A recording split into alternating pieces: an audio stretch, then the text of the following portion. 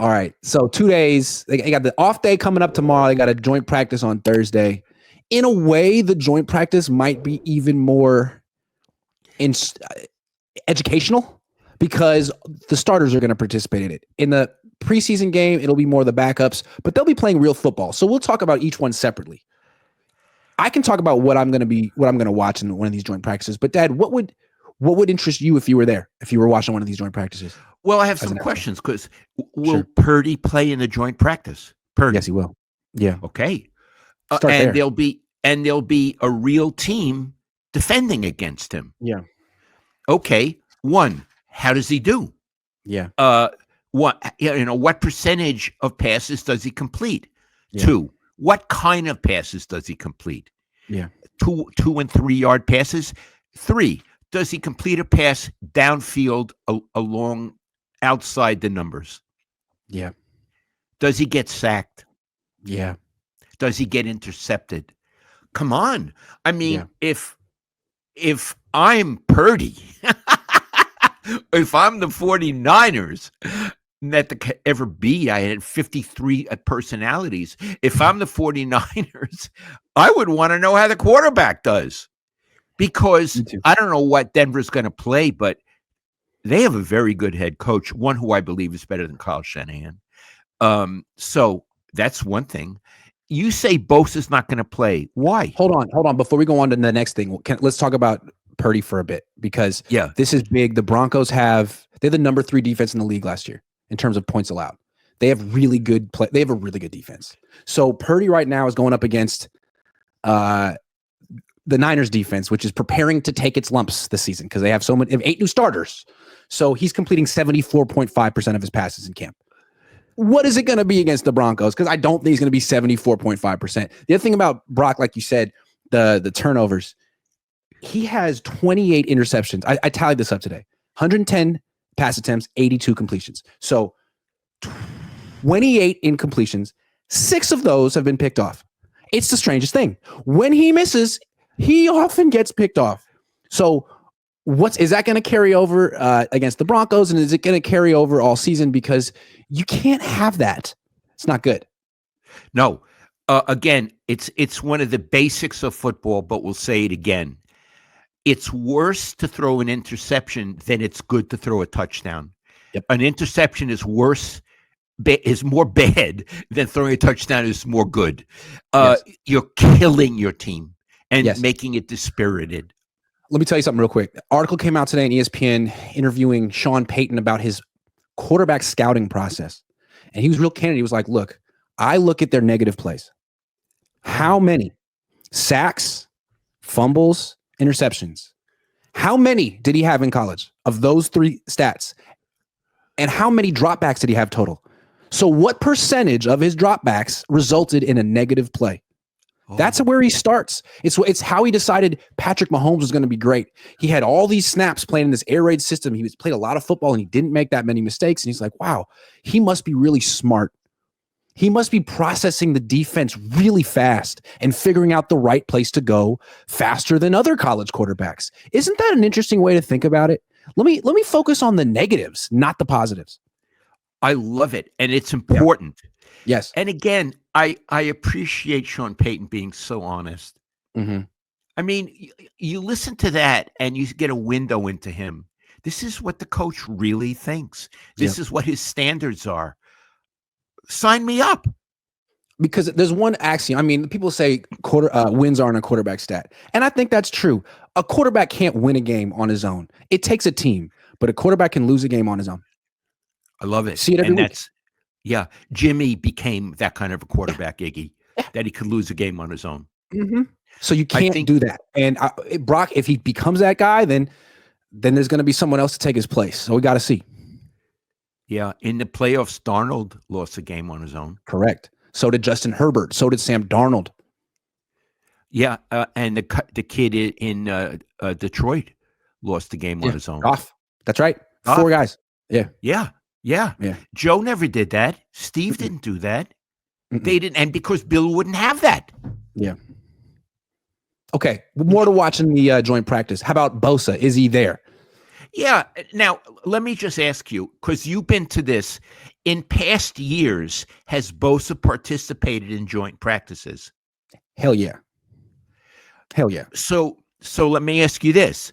Would it be your working hypothesis that if he's healthy, he will play on Thursday? Yes, absolutely. Yes. Well,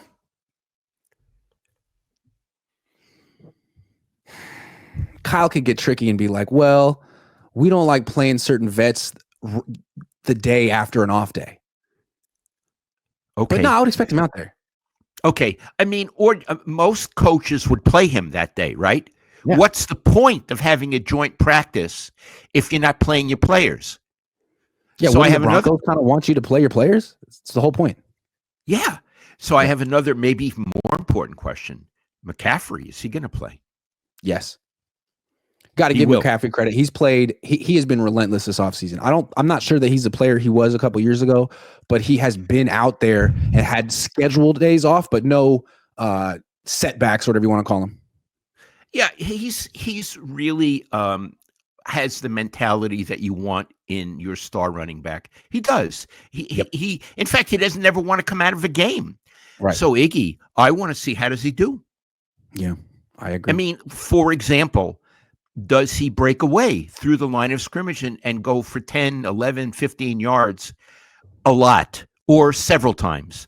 Mm-hmm. Or does he run and get knocked down after 2 yards? Boy, I'd be looking for that. More than Bosa. Let's come back to the offense. I'd be looking to that more than – I got a lot now that you got me going. May I go on? Mm-hmm. The quarterback and the running back, I'd want to see Ricky Pearsall, how he does against the real D. Yeah. I mean, he's doing very well on orchestrated plays against decimated secondary. He's never gone against Lenore. It's not happened. Yeah. So now he's going to go against a really good They have coach. Patrick Surtain II. He's an all-pro. Patrick Surtain II. He's almost as good as Patrick Surtain I, who was also really good. Okay. I want to see how Ricky Pearsall does. I want to see, Iggy, if he has the Vim and Voiv. He could have the Vim, but not the Voiv, or vice versa. Right. I want to see if he has the Vim and Voiv. I got another one. The new starter on the offensive line. His name is Ben Bartch, and they're saying he's great, and so far he's holding his own. But the Niners' defensive line's a bunch of rookies right now. What's he look like against Denver's defensive line? They just signed this D tackle named Zach Allen. He's really freaking good. What does Bartch look like against that guy? Is he going to get manhandled, or can he hold his own the way he's been holding his own with the Niners? I think he's kind of important. The whole offensive line is important and never gets talked about vis-a-vis the Niners, right? No. It's as though it's an invisible group. Do you expect Trent Williams to play? That's a good question. I could see the Niners holding Trent out and saying, maybe this will be, maybe he doesn't need to take, maybe he has nothing to prove in this one. I don't know. Then he won't play in the preseason game and he'll have a week off. Maybe he might be out there. I don't know. Might be out there. Iggy, this is something you probably don't know, but sometimes clearly they tackle people. I mean, it's a real workout. But sometimes they agree no blitzing. Yep. So I don't know if anybody will be blitzing. Also, sometimes they agree no blitzing and they blitz. That's more for the game. More for the game. I remember one time Sean Payton. This was the first year I was covering the team. The night is Harbaugh against Sean Payton. And I think, I don't know exactly what it was, but Harbaugh was, I guess, running his mouth in the offseason saying that he was going to get the Niners up to speed really fast. And that I think he was calling a shot, which he did. He won 13 games. Sean Payton, I guess, agreed to not blitz in the first preseason game. It was Niners Saints. He blitzed Alex Smith every time. I think they sacked him 8 times. It was 15 years ago, but I remember him getting sacked 8 times and people saying that you don't do that in the preseason. That wasn't fair. Well, I guess he took it personally. Yeah. Oh, you think you're just going to be a first-time coach in the NFL and you're going to show us how it's done? Yeah. Well, yeah, he did. And then they faced each other in the playoffs and Harbaugh beat him again. And then the next year, Sean Payton got in a lot of trouble because of what his defensive coordinator said about Frank Gore. We want his head sideways. Oh, That's a visual. Anyway, I got more. Okay. Talanoa Hufanga, he's coming back. He'll be out there. What's that look like? What's it like with him on the other team? Does he intercept Brock Purdy? Is he a huge addition to that defense? Dre Greenlaw might be out there. Do they transform the Broncos defense, or do the Niners take advantage of them?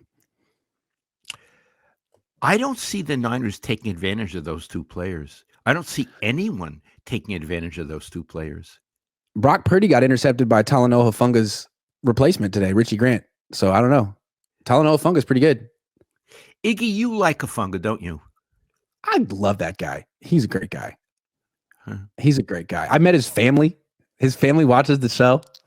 He was always nice to me, Talanoa Hufanga. I asked to interview him a couple of times, and he was like, respectfully, I love you, Grant. I love you. I love what you do. I love it. It's like, don't get me in trouble, man. Come on, I got to play on this team. See, Iggy, I'm sorry. I know you have to go to the Niners locker room afterward. I would love you to go and say hello to Hufanga. And I don't have to go to the Niners locker room after. Maybe I'll go to the Broncos. Say, yeah, how do you feel now playing? What's it like to play against the 49ers? Yeah. I mean, what do you really want to say about Kyle Shanahan? Go ahead. I wouldn't do it like that.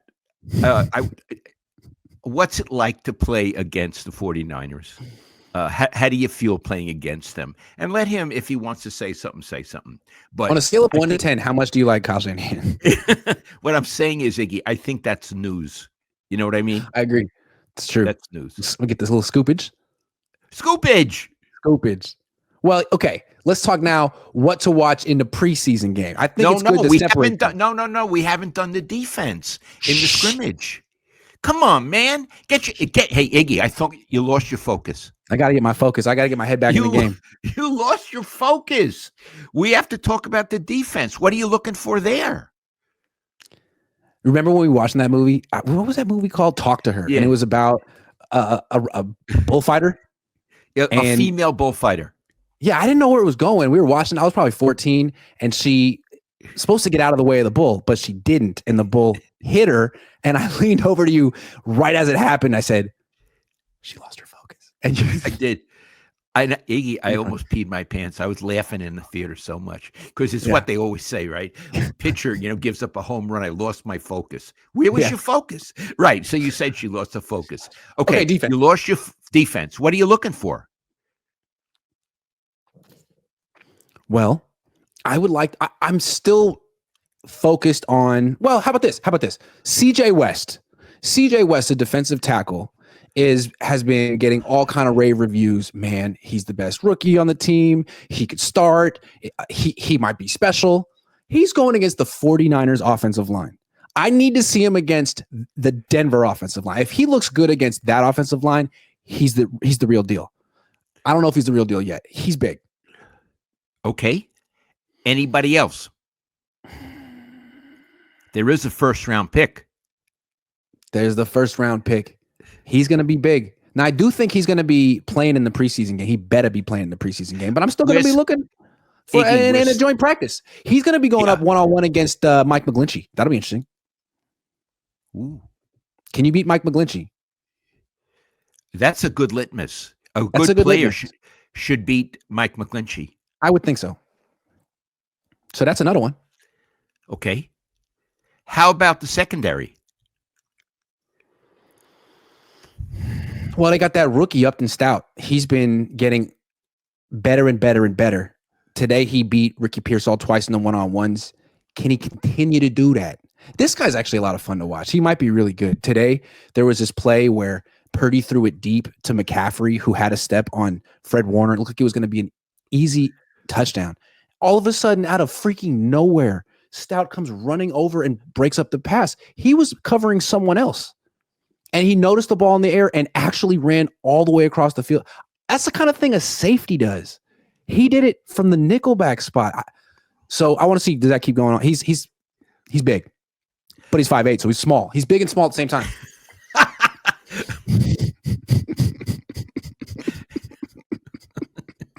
That was silly. Sorry.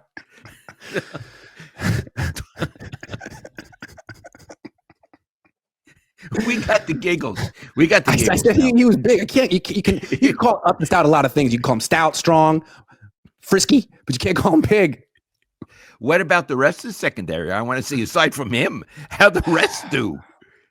Yeah. Well, Lenore's good. I don't think he has anything to prove. Stout has something to prove.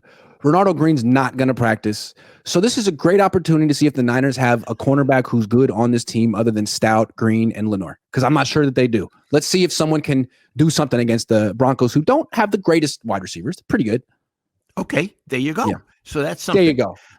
Iggy, and then Jake Moody, he's always fun to watch. He missed a kick today. He keeps doing that. He won a kicking competition that he lost at. That's a skill. How do you do that? Oh God. Is Fred Warner going to play in these practices in the game? Oh, of course. Because Fred and George Kittle are the guys that can't take him off the field. Like McCaffrey, too. They just love football. I love it. And they lead by example.